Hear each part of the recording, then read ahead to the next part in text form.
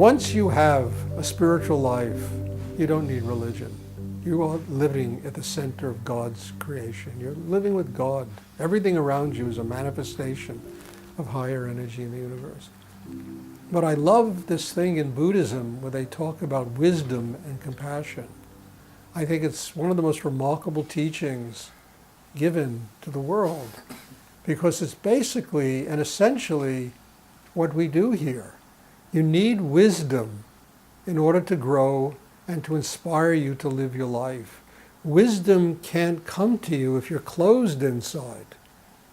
Wisdom can't come to you if your heart is closed, your mind is closed, your sexual energy is trapped, if you're, not centered inside yourself. It doesn't come. There's no place. The water needs a pipe to flow through. And for God's sake, meditation practice is the bloody plumber. That's how you get the pipes decongested, so that the wisdom of the universe can flow through you. At the same time, we live in the world. We interact with people. We suffer. We are confronted by the sufferings of other people. And the wisdom in the actions of somebody who truly receives that wisdom, the actions become actions of compassion. We treat other people's suffering with compassion. We treat our own suffering with compassion. We love, we forgive. Forgiveness is a very big one. Most people are stuck inside themselves because they can't forgive their parents, their boyfriends, husbands, wives, children, lovers, they can't forgive, friends. So they're stuck. We have patience with people. All these elements that turn muddy water into clear water, that make us give us nobility of soul. They're possible if we have first the wisdom and then the compassion to use the wisdom in the world, in our interactions with other human beings. Because all of us, we don't live on islands, we don't live insulated from the world. We have to, every day of our lives, interact with people. So wisdom and compassion, to me, are a very profound teaching. I was given that teaching many years ago when I went to, about 1990, I went to a monastery in northeast India called Sanada, and I went, and I went really to see if there was a shrine for Kala Rinpoche there. And there was. And I remember I sat down at the shrine, and he was, he died, I think, in 1983, 84, 5, something like that.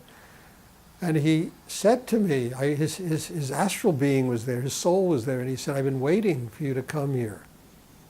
And I sat there, and I was just doing a very deep meditation, and he gave me the whole teachings of wisdom and compassion. It just broke my heart, and he made me realize that it is really, intricately tied to this work that we practice here.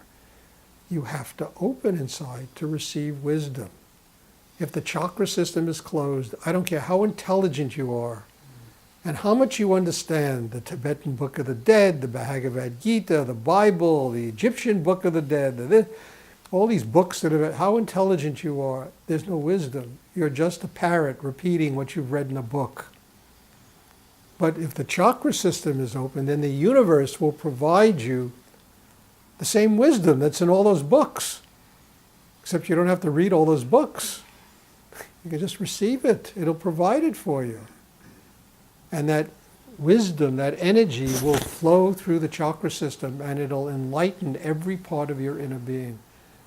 And then you'll be able to use that compassionately in the world, in your dealings with other people, in your dealings with life. This to me is vital to just getting up in the morning. Never mind having a spiritual life, just getting up in the morning. You get up, you make yourself a cup of tea, you make somebody else a cup of tea, you share your life in a loving way. And you can always tell when somebody cooks food with love and when somebody just cooks food. You can always tell it. You can taste it in the food. That's why most restaurants, the food is for shit. because it's there to make money, and it's not cooked with love. When somebody cooks food with love, you can taste the love they put into that food.